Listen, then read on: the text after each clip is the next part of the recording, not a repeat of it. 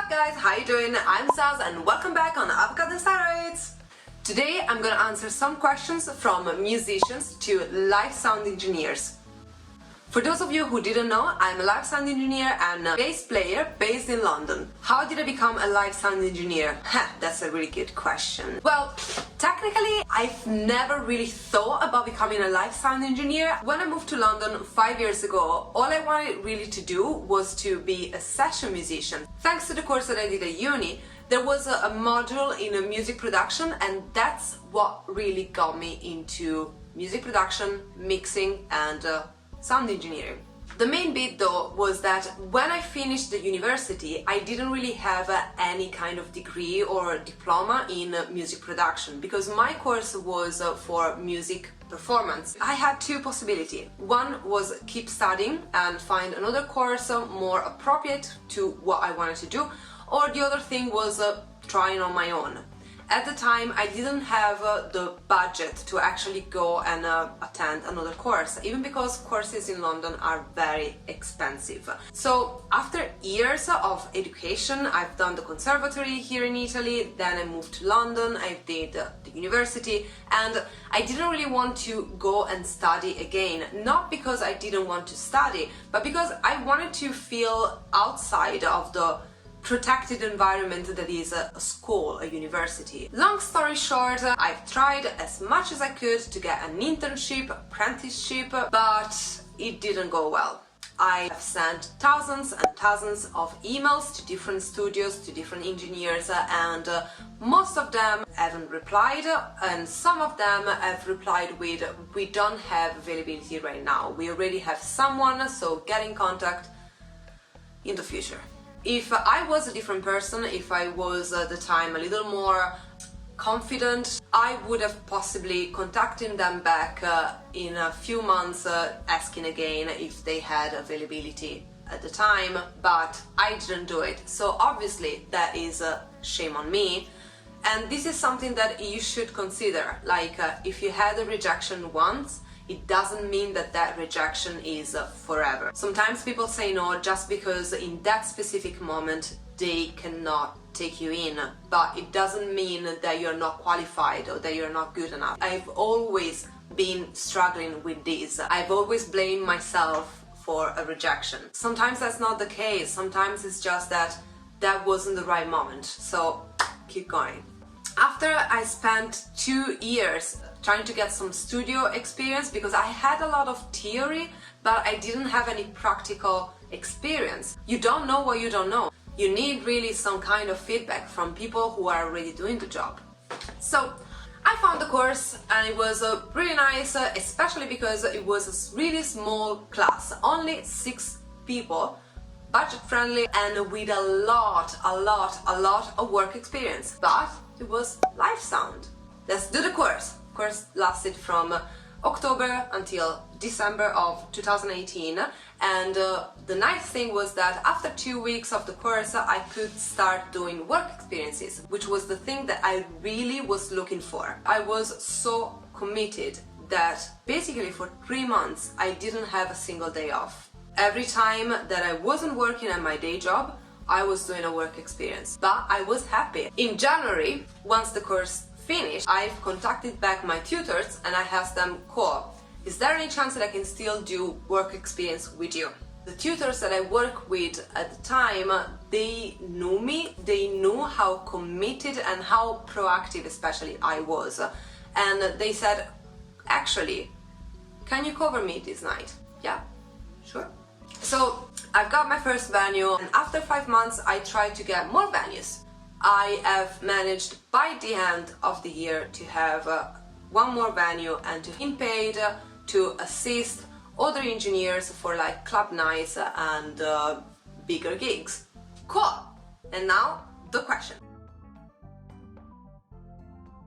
I've run a little Q&A on my Instagram account a few days ago asking my musician followers what would you ask to your live sound engineer? What is the questions that it's burning inside you? Here we are. So let's pick one. Boom.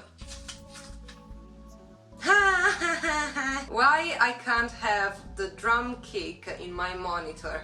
I guess this is a drummer.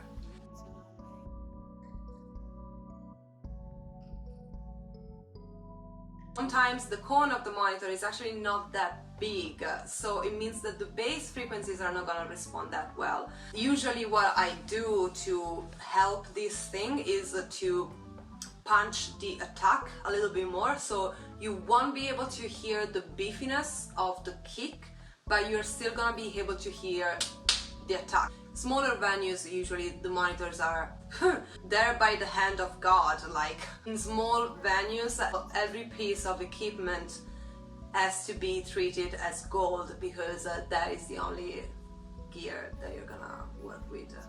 And that is one of the reasons that sometimes monitors can blow off, mostly too much bass being put in through. Next question. This is a good one. It is a good one. Okay, this is 2 questions in one. Okay, why all sound engineers tell me to turn down my guitar? Because you're a guitarist, sweetheart. Your mom told you for 15 years to turn down your guitar. Do you feel pleasure in it? Sometimes it depends. No, well, the main thing why you should turn down your guitar is because I can actually have more room in front of house. So this is why you should have listened to your mom. Oh, that's a good one actually. What is the hardest thing in live sound? Is to handle the pressure. When you do live sound, you're on your own. Problems happen every 3 milliseconds. Doesn't matter how prepared you are, happens.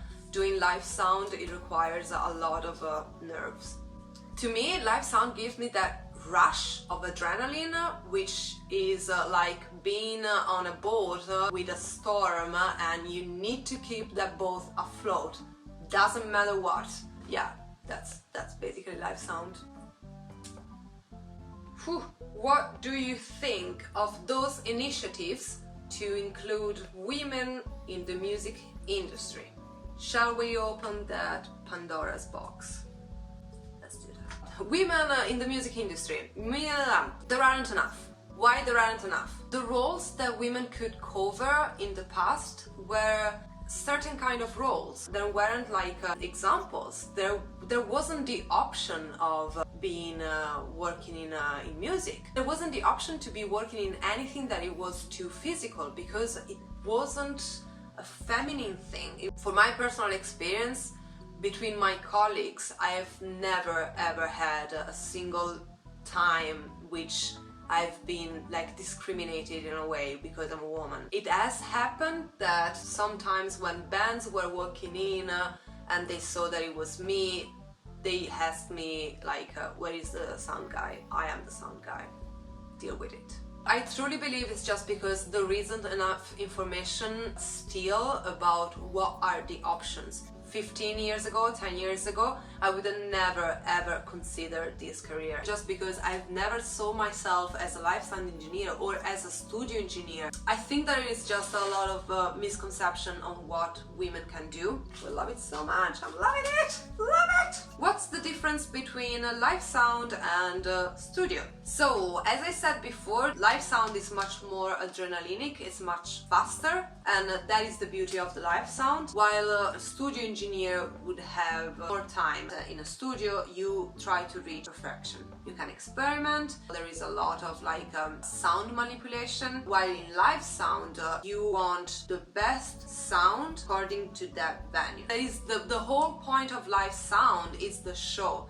I really cannot stand people going to gigs, well, not actually, talking to me, saying I don't like going to gigs because the bands don't sound as in the recording. That's not the point. A live gig is live gig, it's live performance. You are there to smell the sweat, to breathe the performance. Next question. I'm a singer and I always struggle to hear myself at gigs. I know, all live sound engineers know that you are a singer and you cannot really hear yourself. Average wise, the cymbals are at the same height of your ears. On top of that, you have guitars, blah blah blah, all of that. So it's a lot of power that you have to compete with. One of the things that you need to understand as a singer is that you really need to work on your projection. A microphone is basically like a ear. If you try to whisper in someone's ear at a live gig, that's basically what the mic is trying to do. So we can do from our side is to increase the sensitivity of that mic. Basically, the person that you're talking to get closer to you and closer to you. It doesn't mean that it's gonna be enough. Obviously, the more that you increase the sensitivity of the mic, the more you can get feedback from the monitors. My biggest suggestion is that the people who are working with you are aware of your style of singing and your vocal abilities. One thing that you can do is start wearing ear protections and start using the inside ear. A sound engineer is not God. We respond to the law of physics. If something doesn't cut through, there are different factors and variables that we should consider. It's not just me that I don't want you to listen to yourself. Last questions! I already answered to this one. Why did you become a live sound engineer? Because all the cool kids wanted to be a studio engineer and they had the money to do it and I didn't. Awesome! Guys, I really hope that you enjoyed it. If you have any more questions, please drop them down and I will answer as soon as possible. I shall see you next time. See you!